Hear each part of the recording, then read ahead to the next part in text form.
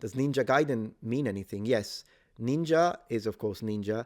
I think Gaiden is like, I don't remember if it's like a chronicle, a legend. What was Gaiden? Let me have a look at it. Let me look at the kanji very quickly. Kanji. And I'll show you how to look for that, by the way, because even people who have a degree in Japanese, you will always have to look stuff up. So one way to do it, of course, is now through AI review, but there is also another way to do it. There are several ways to do it. So yeah, this is it. It's legend. All right, Gaiden was legend. Then they say, well, let me double check it though. So if you want to double check, just do this. That's a good way to do it. And let me see, like a story. It's translating as a story, a tradition. Yeah, I thought more of a legend, but sure, that would be. So it's like a here it even translates as anecdote, a side story. So it's like a ninja story, basically. I would have said ninja legend, but cool, a ninja story. Pretty much that's what it is. A biographical supplement. That's why I was thinking of chronicle when I said that. I know the chronicle is a different word, but kinda. Yeah, Ninja Gaiden. Very cool. Supplementary biography. I guess translating it like that would be funny. Ninja supplementary biography. If you want to translate, it could be like spy supplementary biography. Goodness gracious, what a translation. Man, that would be fun. That's a good translation right there. Ninja misadventures, I guess. Yeah, kind of like a side story. Like a story or something like that. Oh yeah, the alto swearing in Italy. Yeah, I know. Yeah, we are very creative when it comes to insults in Italy. From Team Ninja, yeah. I actually usually like Team Ninja. I think Dead or Alive is a great game. I think Dead or Alive is great. Okay, so what you're using here now, David, is Ninja Monogatari. Monogatari, however, is a little bit of an ancient word. And anyone who has studied classical Japanese literature will be familiar with Monogatari. Monogatari is like a tale. That's what it is. Because if we look at the characters very quickly, Monogatari. So mono is thing. Gatari is in Italian I would translate it as racconto. È un racconto. Un racconto di cose. Yeah, like a tale. Because it comes from the verb kataru, which is the classical Japanese for telling something. So in modern Japanese, you won't hear this unless they're talking about classical literature. You won't use this verb in modern Japanese. But yeah, there we go. A tale. And it's good that you gave legend as an option, that is it here, but the first one here is densetsu, and I do think that densetsu is a better translation for the way we mean legend, while monogatari is more like a tale. Like, yeah, that's like a fairy tale, for instance, could be translated like that, and then adding the kanji for a fairy creature. That's how I would render it. Yeah. Man, I haven't heard this in a while since university, because we did a lot of like Taketori Monogatari, Genji Monogatari. We studied all of that. Heike Monogatari, there you go. Yeah. Ninja nonsense. Ninja nonsense. No, I've never seen it, but it's funny now because I'm thinking ninja. What does ninja? I know it's not what you're saying, but for a moment I connected it like that, and I thought Ninja Gaiden would be ninja nonsense. Man, next time they're gonna ask me that, I'm gonna translate it like that. It means ninja nonsense, and then I'll tell them it's not true, but it's funny. Shin Hokuto no Ken, yeah.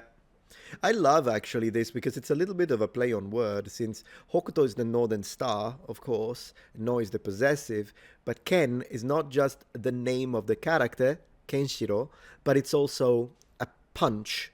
Ken can also be an attack, and Ken can also be a sword. So Ken is a monster word, but Japanese has a lot of homophony, which is one of the reasons why they have the, exactly, it's one of the reasons why they have the, they use kanji, because at one point, I think it's only natural that when you have one word and it can mean 60 different things, and they're like, which one do you mean? They're like, this one, and they draw it in the air, which they still do, by the way, in Japan. And it's so funny when they do that. But yeah, it makes sense. Tekken, exactly, is the conjunction of the word tetsu. I don't remember the pitch, so don't quote me on that, but tetsu or tetsu, I don't know which one it is, means iron. That's what it means. And ken is a fist. So Iron Fist. It's the Iron Fist tournament. It's just that no one says tetsuken when you have tsu, and k in Japanese usually is simplified into a double K sound. So tekken, tekken. It's just that the N in Japanese is nasalized, always nasalized when it's at the end of a word. It's tekken rather than tekken. Like I would say, if I'm speaking Italian, I would say tekken. And if I'm speaking English, you would say, yeah, let's play some tekken. But the N is not pronounced in Japanese. I mean, it is pronounced in Japanese, but it's nasalized. So from an Italian perspective, it's like the N in the word banca. We fully nasalize it, banca. It's fully nasalized. In English, an example of a nasalized N. If you're Portuguese, that's probably your default at the end of words as well. If you speak English, what's an example in English of a nasalized N? I can't think of it. I can't think of one right now, but yeah. Tekken. Tekken. Shoryuken. Yeah, Shoryuken is like the punch of the fist of the rising dragon. And once we are at it, Hadouken, Ken still means, in that case, I would consider it more like an attack, but whatever. Punch, fist. And then Hado means the moving wave. If you look them separate, if you look at the kanji, I'm such a nerd. That's what happens when a nerd goes to university and learns Japanese.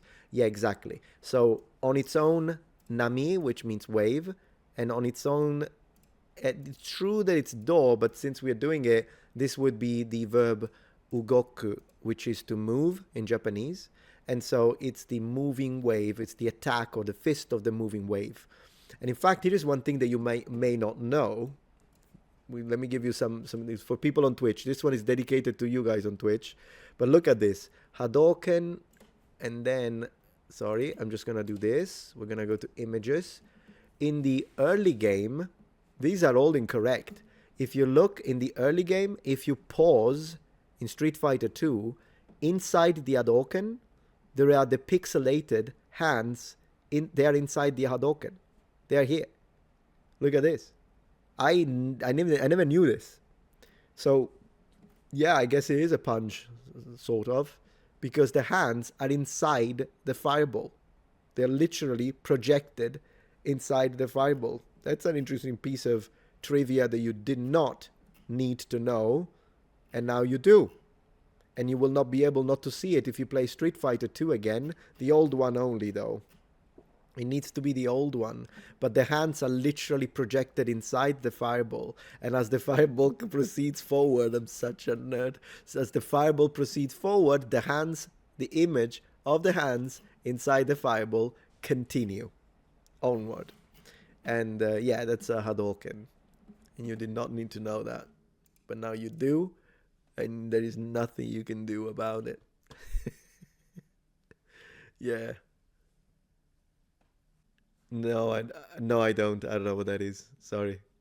I mean, Tenshin, it's a word that is used in a lot of anime. It depends how you write it, but ten can be heaven, and or like the heavens. I prefer to translate it that way. So the sky, but in a metaphysical sense, is usually ten. And because when it's physical, like the sky in the sense just the sky, they say sora in Japanese. But in when they say ten, it's usually the sky in the metaphysical sense. And then Shin can be God or gods or spirit of nature. That could be one translation. Do you know the game Tenchu? Do you remember the game Tenchu for like PlayStation 2, PlayStation 1? Ten is the same. It means the heavens, the sky. And then Chu means punishment. So this game, the one about the ninja, right? Here it's written in kanji. It means heavenly punishment. Tenchu. For what I remember. It's been a while, guys. It's been a while. But that's what it means. Tenchu. What a game, by the way. What a game. I love Tenchu. Tenchu 2 is my favorite. Don't even care. I will not apologize for this take. I will not apologize for this take. Do you guys know what Chun-Li means, since we're talking about these things? What does Chun-Li mean? What does Chun-Li mean? Chun-Li, my gosh. And then we write it in, well, Hanzi technically, but maybe if we write kanji, we still, yeah. So it means, so Li, it's not this actually. It means, let me see if I can find it, spring beauty. Beauty, there we go. So this is spring. And this is beautiful. Only as far as I remember now, I don't find it, but it's beauty of the spring. I think that's what it means. Ryu, I know this one for a fact though, so you can quote me on this one. Ryu means noble, so he's a noble one. This is dragon, but Ryu from Street Fighter does not use the kanji for dragon. He uses the kanji for noble. Let's see if I can find it, like noble in heart. And then on his belt, he has these 4 kanji, which mean wind, forest, fire, and mountain. This is what's written on his belt. So yeah, that's Ryu from Street Fighter. I think they read it Purin Kazan is how you read it. Purin Kazan. Individually would be kaze. This one is like hayashi, I think, because if it's 3 and then it's a big forest, it's mori. But when it's 2, I think it's hayashi. Then it's hi for fire and yama for mountain. But because they're one next to the other, the pronunciation changes and it becomes purin kazan. And Japanese is fun, guys. Yeah, Ryu is a noble one. Spring beauty kicked my ass on the ground. Yeah, exactly. No, I think spring, they don't mean young. Spring, they mean spring, the season. Because when you have the 4 kanji for the season, they read it shunkan shuto. But like it's haru, natsu, aki, fuyu. These are the characters. I'm actually short on the pitch on those. And they just mean spring. Yeah. Because I guess spring is a beautiful thing. I don't know. You have to ask Japanese people. But yeah. Delicious pudding. Absolutely. How did you pronounce it? Street Fighter attacks us. Oh, as a kid, I had no idea. Particularly the like supposed Tatsumaki Senpukyaku. No way. I thought he was saying like attacken, taken. I had no idea what he was saying. Hadoken, I used to say Aduken. I thought it was a U because I think it was the microchip, the chip that was used for sound, both on the Genesis and the Super Nintendo, couldn't render that voice very well. So it didn't actually sound like he was saying Hadoken. It sounded like he was saying Aduken. That's what it sounded like, at least in my opinion, right? Aduken, same, exactly. So it's got to be, I don't know what it is with that sound recording, but he always says, it sounds like that. But it's not. It's actually Hadoken. But to me, it's Aduken. It's in my head. That's how everyone said it. You remember that? Yeah, exactly. There was something like with the chip, and in an arcade, it's always so loud that you can't really hear it that well. And so here we are.